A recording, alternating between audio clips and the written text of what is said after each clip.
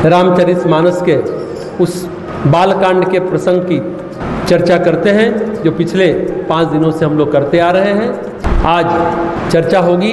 कल हम लोगों ने क्या चर्चा की थी कि संत महात्मा भी, अच्छे लोग भी, पुण्यात्मा भी, धर्मात्मा भी कभी कभी परिस्थितियों के चक्रव्यूह में फंस जाते हैं, उसके जकरण में फंस जाते हैं और भला करना भूल जाते हैं, भलाई भूल जाते हैं।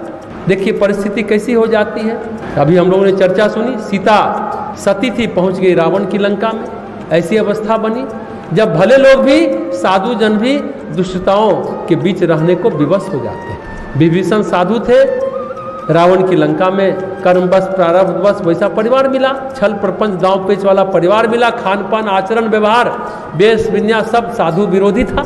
उसी तरह भीष्म पितामह कहाँ रहे, अच्छे व्यक्ति थे, कैसे परिवार में रहे, अहंकारी के साथ रहे, धृतराष्ट्र के साथ, दुर्योधन जैसे लोभी अहंकारी के साथ रहना पड़ा, धृतराष्ट्र जन्मांध कामांध मोहांध ऐसे भतीजे के साथ रहना पड़ा। तो कर्म का बल होने पर ऐसा होता है कभी कभी। गोस्वामी जी ये कहते हैं, गोस्वामी जी कहते हैं कि कर्म का फल तो सभी को भुगतना पड़ता है।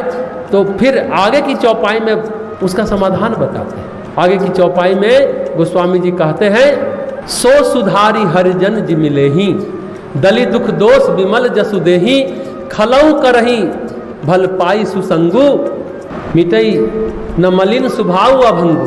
पर जो भगवान के भक्त होते हैं ना, महात्मा जन, उस अवस्था में भी परमात्मा को याद करते हैं और निरंतर अपनी भूल को सुधारते रहते हैं और भगवान इनकी प्रार्थना को सुन भी लेता है। अगर भीष्म धृतराष्ट्र और दुर्योधन के साथ है, विभीषण लंका में है, सीता भी अपहरण के बाद लंका में है, उस अवस्था में भी वो भगवान का नाम नहीं छोड़ते, उन्हीं को याद करते हैं, परमात्मा को याद करते हैं और अपनी गलतियों को सुधारते हैं। जिस कर्म के फलवश उनको वहाँ जन्म लेना पड़ा या वहाँ रहना पड़ा, विवश होना पड़ा, और फिर भगवान उनकी प्रार्थना को सुन लेते हैं। जब अर्जुन ने कहा हम पितामह से कैसे युद्ध करेंगे, गुरु द्रोण से कैसे युद्ध करेंगे, वो गुरु है, वो पितामह है, इनको हम कैसे मारेंगे, तो भगवान कृष्ण बोले पितामह के लिए युद्ध सिर्फ नहीं है, पितामह के लिए युद्ध मुक्ति का द्वार है। वो भी सोचते हैं कि कब दुर्योधन के संगत से निकले कि वचन भी भंग न हो और चुपचाप निकल भी जाए।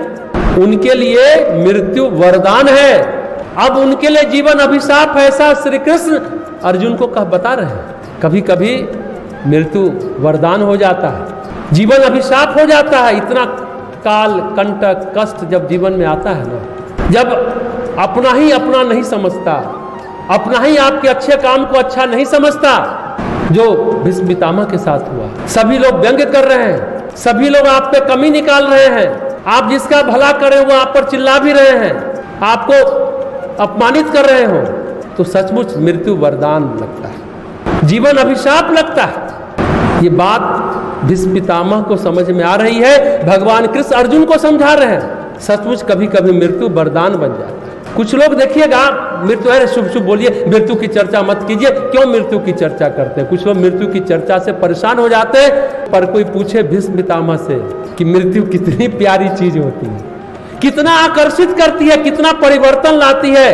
कई बार मृत्यु वरदान है ना। कोई गाना, मौत ही है आखिरी दवा मेरी, ऐसे कुछ गाना है मोहम्मद रफी का। सचमुच आखिरी दवा है भीष्म पितामह के लिए।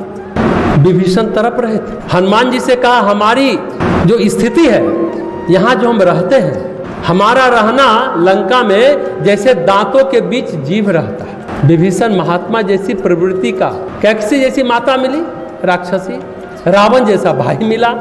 काल के प्रभाव से और कर्म के दोष से विचित्र घटना घटती है, पर उसमें भी सज्जन पुरुष अपनी ईश्वर भक्ति, ईश्वर प्रार्थना से अपने जीवन को संवार लेते हैं, सुधार लेते हैं। बड़ी बात। रहीम कवि का नाम आपने सुना हो, वो बड़ी अच्छी उपमा देते हैं, बहुत साधारण उपमा है कि केला का पेड़ और बेर का पेड़ साथ साथ है तो बेर क्या होता है, अपनी मस्ती में डोलता रहता है, हवा चलती है, इंजॉय करता है, लेकिन उसके एंजॉयमेंट में केले के सारे पत्ते फट जाते हैं। झूमता रहता है हवा में, मस्ती से एंजॉय करता है, लेकिन केले के पत्ते को फाड़ देता है, सारे पत्ते फट जाते हैं। तो दुष्ट लोग दुराचरण को, दुष्प्रवृत्तियों को एंजॉय करते हैं, उनको लगता ही नहीं है कि कुछ गलत हो रहा है। अरे बेर को कहाँ लगता है, उसको पता ही नहीं चलता कि उसके आचरण व्यवहार से साथ वाला व्यक्ति कितना मर्माहत होगा।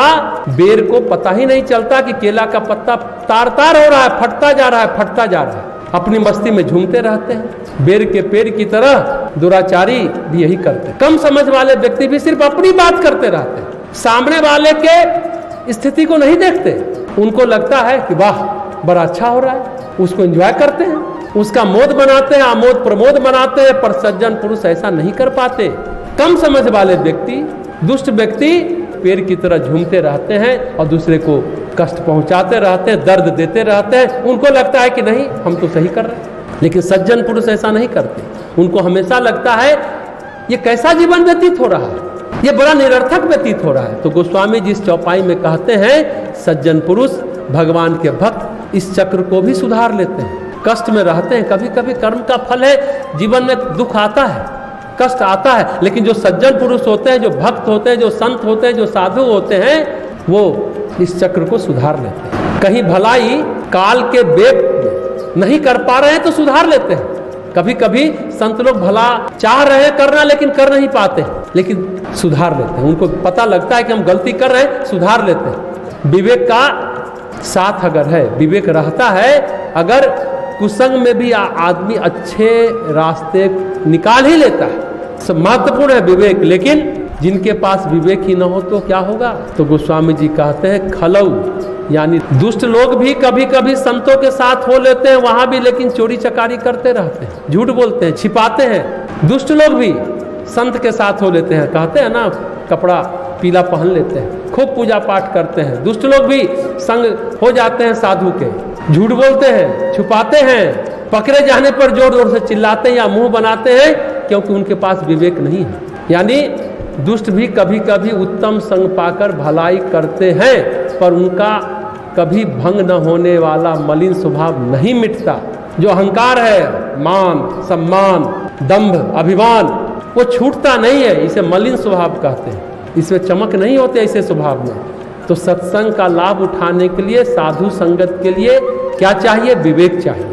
बिना विवेक के बात नहीं बनेगी, स्वभाव मलिन बना ही रहेगा, अक्खड़पन बना ही रहेगा, उज्जड़पन बना ही रहेगा। विवेक चाहिए उनको, साधु संगत निरंतर चाहिए, बार बार चाहिए, बार बार धोने मांजने से चमक आ जाए ऐसे, लेकिन बात नहीं बनेगी। विवेक नहीं है तो मंदिर में भी आकर के भी कुछ उल्टे पुल्टे ही काम करेंगे, कुछ प्रपंच ही रचेंगे, सीधे कर्म को उल्टा कर्म बना लेंगे।